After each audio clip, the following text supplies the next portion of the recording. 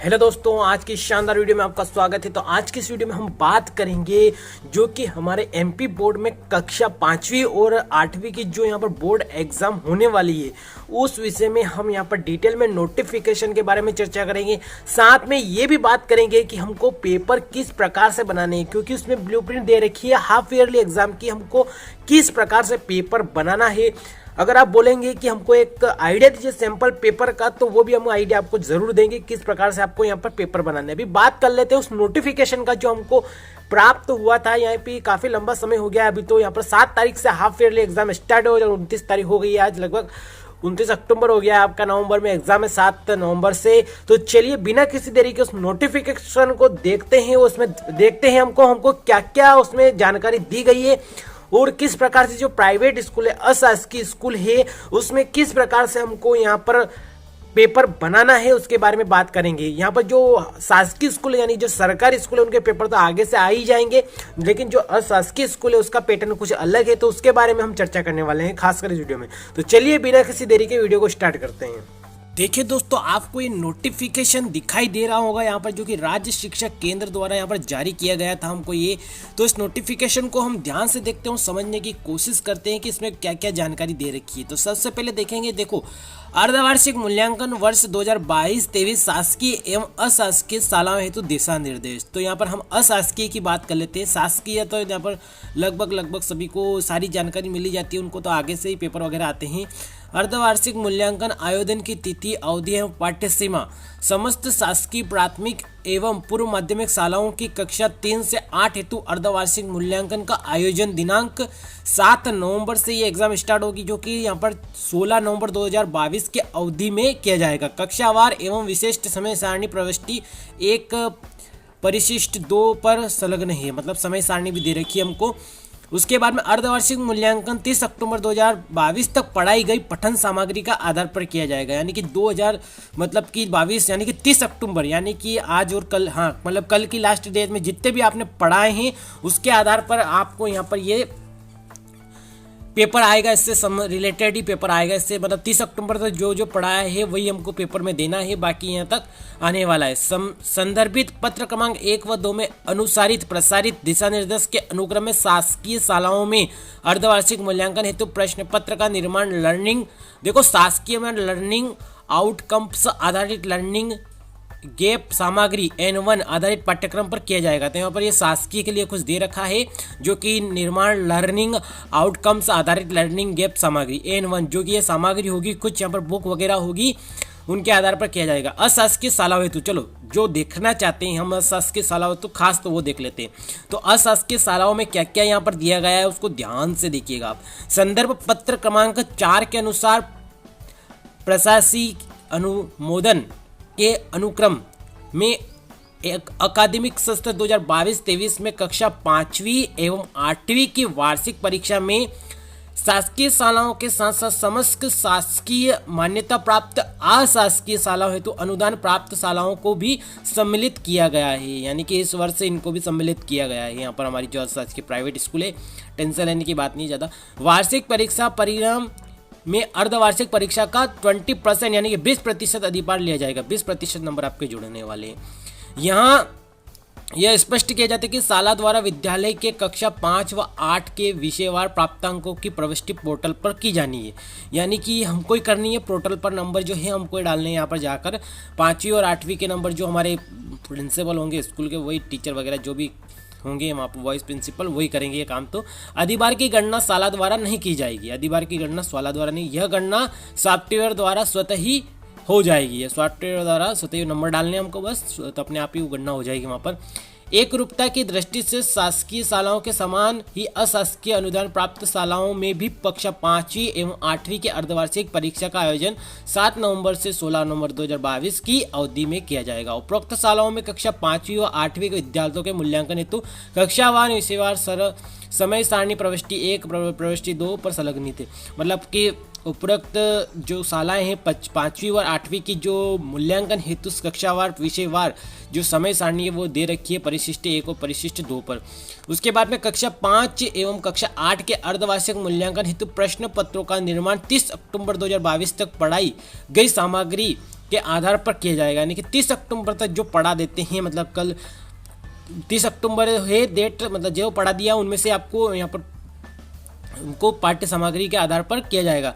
यहाँ यह स्पष्ट किया जाता है कि इन शालाओं में अर्धवार्षिक मूल्यांकन कक्षा 5वीं एवं 8वीं के प्रश्न पत्र शाला स्तर पर ही निर्मित किए जाएंगे, यानी कि शाला स्तर पर ही बनाने, यानी कि हमको खुद को ही बनाने हैं पेपर। ये अगर आप 5वीं और 8वीं बोर्ड पे पढ़ाते हैं तो आपको स्वयं को ये पेपर बनाने हैं। उसके बाद में आगे देखेंगे तो यहाँ पर कक्षा 5 एवं 8वीं हेतु प्रश्न पत्रों के निर्माण हेतु ब्लूप्रिंट राज्य शिक्षा केंद्र द्वारा उपलब्ध कराए जा रहे हैं, जो कि परिशिष्ट 3 पर संलग्न है। तो परिशिष्ट 3 पर देखेंगे 5वीं और 8वीं की जो ब्लूप्रिंट है, किस प्रकार से पेपर बनाना है, वो उस परिशिष्ट पर 3 पर देखेंगे।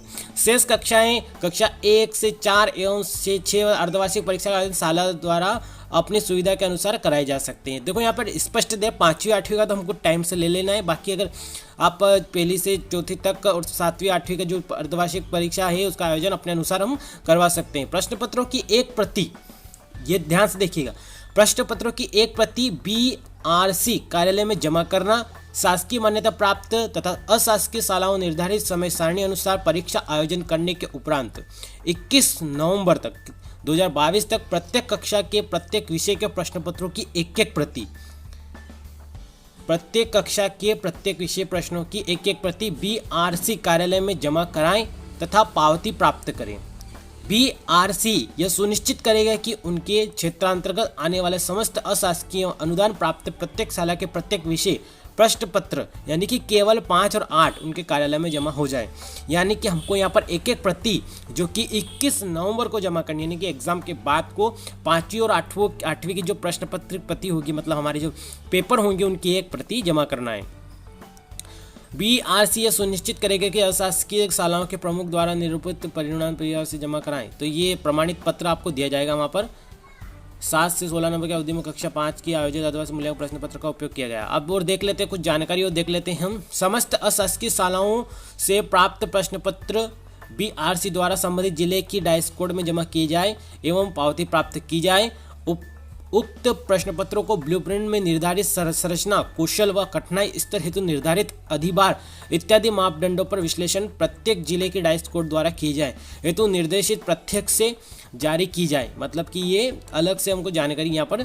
प्रश्न पत्र का स्वरूप, प्रश्न पत्र का स्वरूप देख लेते हैं। कक्षा 1 व 2 हेतु प्रश्न पृथक से मूल्यांकन नहीं किया जाना है। समस्त शासकीय शालाओं में 1 व 2 में हिंदी, गणित, अंग्रेजी विषय मिशन अंकुल अंतर्गत FN केंद्रीय अभ्यास पुस्तिकाएं कक्षा पाठ्यक्रम पर आधारित शिक्षण मूल्यांकन निर्धारित परिणाम किया जाएगा।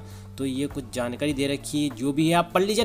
ये जो नोटिफिकेशन है इसका लिंक मैं डिस्क्रिप्शन बॉक्स में डाल दूँ, वहाँ से जाकर इसको देख सकते हैं आप। फिर हमारा जो टेलीग्राम चैनल है उसको भी ज्वाइन कर सकते हैं, वहाँ पर जाकर इसको भी देख सकते हैं आप। उसके बाद में अगर आगे देखेंगे तो ये सारी जानकारी आप डिटेल में पढ़ सकते हैं। शासकीय शालाओं को दे रखी है। अब देख लेते हैं हम। देखो यहाँ पर प्रश्न पत्र का निर्माण कैसे करना है। एकादमिक सत्र 2022-23 हेतु अर्धवार्षिक प्रश्न पत्र का प्रारूप, विषय के कौशल, लर्निंग आउटकम आधारित प्रश्न। तो देखो बहुविकल्प, यानी कि सही विकल्प जो होते हैं हमारे ऑप्शन, मतलब choose the correct option, choose the correct option. 10 प्रश्न आएंगे, एक अंक का एक प्रश्न रहेगा यहाँ पर आपका। तो आपको यहाँ पर 10 सही विकल्प देने हैं, या फिर इसमें ऑप्शनल होने चाहिए, मतलब विकल्प तो होने चाहिए। यहाँ पर लिखा बहुविकल्पीय प्रश्न, मतलब उसमें विकल्प होने चाहिए, ऐसा नहीं कि विकल्प नहीं दिया आपने। तो 10 तो एक अंक के विकल्प वाले प्रश्न हो जाएंगे। लघुत्तरी प्रश्न हो जाएंगे, 3-3 अंक के बनेंगे, जो कि 10 प्रश्न ये देने लघुत्तरी आपके। उसके बाद में दीर्घोत्तरी 2 प्रश्न देने दे, तो ये हो जाएंगे हमारे 10 अंक यहाँ पर कंप्लीट। अगर उसके बाद में बात करें प्रश्न पत्र का स्तर किस प्रकार से रखना है, तो देख सकते हैं इजी 30% रखना है, एवरेज 50% रखना है और डिफ़िकल्ट 20% रखना है। यानी कि सिंपल सी बात है यहाँ पर, इजी बिल्कुल, मतलब बिल्कुल सरल, मतलब बच्चे देख के उनको डायरेक्ट ऑप्शन आंसर देते हैं। 30% तो एवरेज, मतलब कुछ कठिन कुछ सरल, ऐसा मतलब थोड़ा मीडियम साइज का होना चाहिए 50%। और डिफ़िकल्ट है 20-15, कोई दे ही नहीं सके, मतलब अच्छे से अच्छे स्टूडेंट भी करने में उनको प्रॉब्लम हो, तो कठिनाई स्तर का यहाँ पर 20% आपको देना है। अगर आप चाहते हैं कि एक आपको यहाँ पर कुछ डेमो दे के बताऊँ मैं पेपर का, किसी भी सब्जेक्ट से रिलेटेड, कि किस प्रकार से हमको पेपर डिज़ाइन करना है, तो मुझे प्लीज़ कमेंट बॉक्स में कमेंट करें, ताकि मैं आपके लिए एक पेपर ला के बता सकूँ किस प्रकार से आपको पेपर बनाना है। आगे कुछ जानकारी दे रखी है तो ये भी आप देख लीजिएगा, इसको डाउनलोड कर लीजिए पीडीएफ को। वीडियो काफ़ी लंबी हो जाएगी इसलिए मैं वीडियो को यहीं पर समाप्त करना चाहूँगा। अगर कोई भी जानकारी आपकी छूट गई हो तो प्लीज़ कमेंट बॉक्स में कमेंट ज़रूर करें। मिलते हैं अगली वीडियो में, तब तक के लिए बाय बाय। ये समय सारणी है, ये भी आप देख लीजिएगा। यहाँ पर पेपर की पूरी समय सारणी दे रखी है, कक्षा 3, 4, 5 की पूरी दे रखी है। उसके बाद में ये 8, 6ठी, 7वीं, 8वीं की समय सारणी दे रखी है। उसके बाद में ये ब्लूप्रिंट किस प्रकार से बनाई पूरा यहाँ पर दे रखा है, किस प्रकार से एमसीक्यू देना है, किस प्रकार से 3-3, इस प्रकार से 22 प्रश्न आपको देने टोटल लाइन से। धन्यवाद दोस्तों, मिलते हैं अगली वीडियो में, तब तक के लिए बाय बाय। अगर वीडियो पसंद आई तो वीडियो को लाइक कीजिएगा, चैनल को सब्सक्राइब कीजिएगा और कोई भी प्रॉब्लम हो तो कमेंट बॉक्स में कमेंट ज़रूर करिएगा।